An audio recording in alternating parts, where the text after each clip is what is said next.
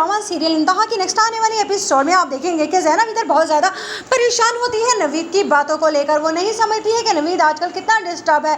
उसे तो सिर्फ और सिर्फ अपनी माँ की बातों में ही सच्चाई नज़र आ रही है। उधर आप देखेंगे कि सजल कहती है बिल्कुल ठीक कहा है, अब तुम्हें अमर अच्छा सा पढ़ना है ताकि तुम बाबा के ऑफिस में जाकर बैठ सको और उनसे अपना हक आसानी से छीन सको। अब मैं तुम्हें इस तरह से आवारागर्दियाँ हरगिज़ नहीं करने दूंगी।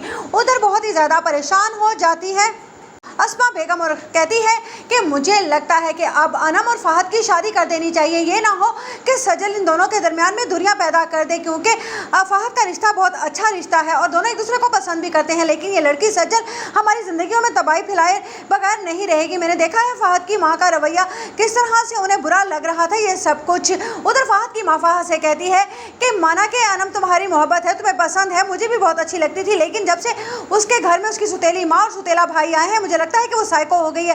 तुम्हें नहीं लगता कि क्या वो अच्छे से इस रिश्ते को नहीं निभा पाएगी? जिस पर फहद कहता है आप अब कुछ ज़्यादा ही सोच रही हैं। उधर वो सोच रही होती है अस्मा कि मुझे लगता है कि अब इन दोनों की रुखसती करवा देने में ही बेहतरी है।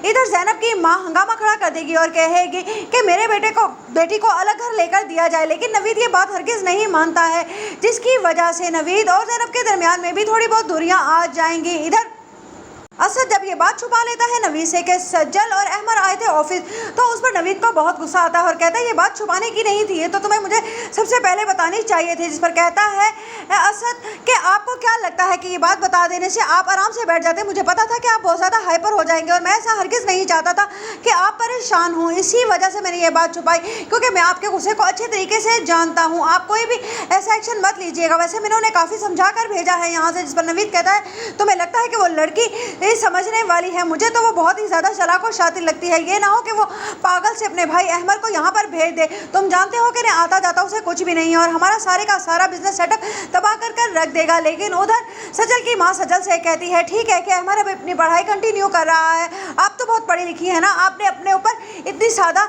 ज़िंदगी की चादर क्यों लपेट रखी है? आप तो उस ऑफिस को अच्छे से संभाल सकती हैं, गाइड मैं आपको कर दूंगी।